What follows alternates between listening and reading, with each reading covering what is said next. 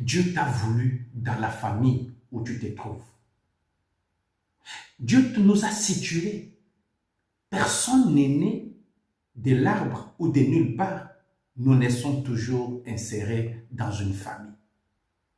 Ainsi, le dimanche d'aujourd'hui a été un dimanche au cours duquel, dans la liturgie, nous avons médité sur la réalité famille. L'objectif n'était pas de montrer qu'il y en a qui passent très mal ou de nous sentir mal à l'aise par rapport à certaines homélies. L'objectif, c'était nous unir ensemble afin de faire monter notre prière au Père du ciel pour que nos familles soient protégées. Bien-aimés, Jésus est né dans une famille, c'est le point de départ. Également, toi, tu es né dans une famille. Malheureusement, dans nos familles, tous, nous ne parlons pas famille. Vous pouvez être au 10, 20, je ne sais pas combien. Tous ne parleront pas famille au même niveau. Il y en a qui parlent famille plus que les autres. Il y en a qui se soucient quand les parents sont malades. Il y en a qui se soucient quand le frère, les sœurs sont malades. Il y en a qui s'en foutent. Il y en a qui vivent tout simplement pour leur compte. Encore plus quand ils sont mariés, c'est la coupure avec la famille. C'est autant de blessures que nous vivons. Nous sommes appelés à faire de nos familles des lieux de paix, des oasis de paix, les oasis où se vive l'amour. Parce qu'en fait, c'est dans la famille que chacun de nous reçoit sa part du développement personnel. Nous développons nos aptitudes dans la famille. Voilà. Contemplons maintenant la famille dans laquelle Jésus a été situé, inséré. Dans la famille sainte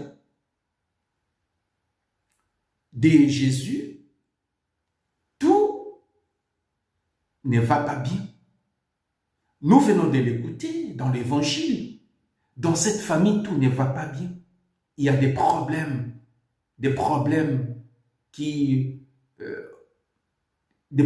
inattendus qui arrivent dans cette famille. Il y a des soucis qui arrivent dans cette famille. Il y a la souffrance qui arrive dans cette famille. Et toi, dans ta famille, il y a des choses qui arrivent. Mais j'aimerais te dire, Dieu a voulu que nous puissions vivre dans la famille et pourtant, Dieu n'épargne pas la famille à ses problèmes inattendus, des soucis, des souffrances. L'évangile d'aujourd'hui nous dit, Marie et Joseph avaient perdu Jésus. Il peut arriver dans nos familles faire cette expérience de perdre quelqu'un. Il y a des familles qui ont perdu papa. C'est-à-dire, ce n'est pas une perte physique comme la mort. Je parle d'une perte émotionnelle. Tu ne sens plus ton papa. Il y a des familles qui ont perdu le papa. C'est-à-dire, tu ne sens plus, affectivement, tu ne le sens plus. Du point de vue papa, comme celui qui doit prendre soin de moi, il y a des familles qui ne sentent pas la présence de papa comme présence qui appuie. Un papa qui a enceinté maman et puis a abandonné. Il y a de ces familles. C'est autant dire que nos familles font cette expérience de perte. Mon frère, ma soeur, aujourd'hui, l'Église nous a invités beaucoup plus à la prière pour nos familles. Il ne s'agit pas de nous faire la morale, mais il s'agit de nous montrer cette sainte famille qui, au-delà de l'aspect de la sainteté, Au-delà de la présence de Jésus dans cette famille qui souffre comme toutes les autres familles du monde, cette famille qui est aussi confrontée à des problèmes, genre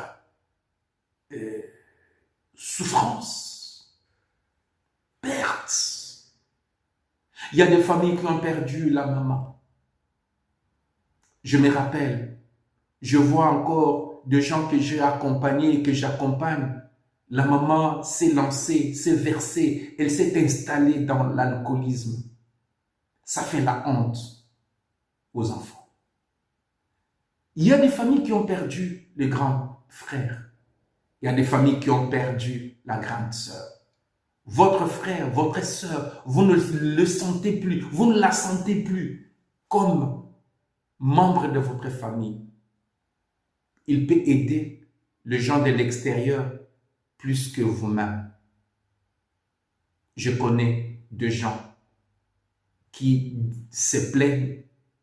Quelqu'un de leur famille qui peut leur donner de l'emploi préfère donner de l'emploi à quelqu'un d'autre plutôt qu'à son frère, son propre frère. La Bible nous dit, Marie et Joseph se sont mis à la recherche de Jésus pendant 3 jours. 3 jours, c'est le temps de Dieu. Mon frère, ma soeur, dans toutes ces pertes que nous expérimentons chaque jour dans notre quotidien, dans les quotidiens de notre famille, faisons comme Marie et Joseph. Prenons 3 jours, prenons le temps de Dieu, laissons tout entre les mains de Dieu pour que Dieu nous réponde. Quand Joseph et Marie rencontrent Jésus, ils le trouvent assis au milieu de maîtres dans le temple et il lui pose la question, pourquoi fils tu nous as fait cela? Jésus répond, ne savez-vous pas que je devais être dans les affaires de mon Père? Et les évangiles disent, le parent de Jésus n'ont pas compris ces paroles. Chers frères et sœurs, il nous arrive maintes fois dans nos familles d'expérimenter cela.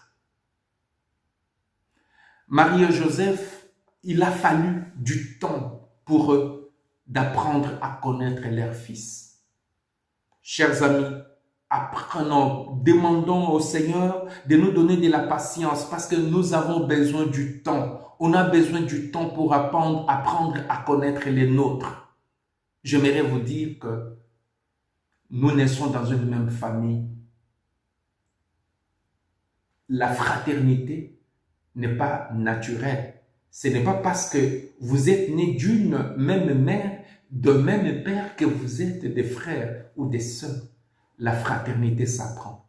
Joseph était né avec des frères qui l'ont considéré comme ennemi à abattre.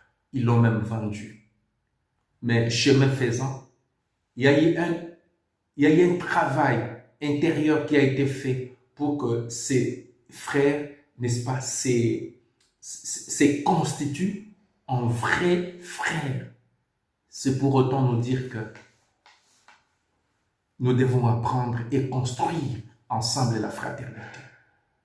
Vous qui êtes déjà fatigués, parce que déçus dans votre expérience de vivre avec les gens du même sang, vous ne sentez plus, j'aimerais vous dire, mon frère, ma soeur, faisons comme Marie et Joseph. Ils ont pris du temps pour comprendre et connaître Jésus. Mon frère, ma soeur, demandons ces temps pour que nous apprenions à nous écouter. Apprendre à s'écouter. Apprendre à se comprendre. Apprendre à marcher ensemble. Apprendre à confronter les conflits ensemble, les difficultés ensemble. C'est le défi de chaque jour. Et ces défis, nous allons le vaincre avec une attitude adéquate. L'attitude adéquate, c'est-à-dire apprendre. Quand faut-il porter de l'attention à l'autre? Quel geste simple lui manifester? Et apprendre quand faut-il parler et quand faut-il se taire. Oui, il y a des moments où le silence aide, il y a des moments où il n'aide pas. Mais quand faut-il utiliser ces deux moments, parler ou se taire? Nous avons besoin du temps et nous avons besoin de la sagesse du Seigneur. Mon frère, ma sœur, je vous invite à prier. Nous allons prier ce soir pour nos frères et nos sœurs. Dieu éternel, Dieu éternel Père de notre Seigneur Jésus-Christ. Je viens maintenant ensemble avec mon frère et ma sœur prier pour nos familles. Je prie pour les familles qui sont en difficulté, les familles qui n'arrivent pas à s'entendre, les familles qui sont divisées à cause de biens matériels, les familles qui n'arrivent pas à se mettre d'accord sur un projet. Je te prie, Seigneur, viens en aide à toutes ces familles. Je te prie, Seigneur notre Dieu, pour faire retourner les parents qui ont démissionné de leur mission. Je te prie, Seigneur notre Dieu, de donner de l'amour envers des enfants qui ne puissent pas abandonner leurs parents dans la vieillesse. Seigneur notre Dieu Tout-Puissant, que ta miséricorde couvre toutes nos familles. Ainsi, mon frère, puisse le Seigneur nous bénir, lui qui est Père, Fils et Saint-Esprit. Amen. Mon frère, ma soeur, bon dimanche. Que le Seigneur qui nous a convoqués aujourd'hui dans sa maison pour fêter la Sainte Famille soit celui qui nous guide et qui nous aide à dépasser nos difficultés. Que l'archange Michel combatte à nos côtés. Je voudrais justement te demander, s'il te plaît, tu peux liker cette vidéo. C'est pour aider à ce que cet enseignement arrive à beaucoup de gens, aux oreilles de beaucoup de gens. Que fait YouTube? Quand il y a beaucoup de likes, il va recommander la vidéo à des gens. Et nous voulons que tous nous soyons sauvés au travers de ce genre d'enseignement. Si vous voulez être coopérateur, coopératrice, n'hésitez pas à liker. Et si vous nous avez aimé, vous voulez encore suivre des vidéos, s'il vous plaît, abonnez-vous à notre chaîne. Nous serons très contents de compter sur vous. Ciao, ciao.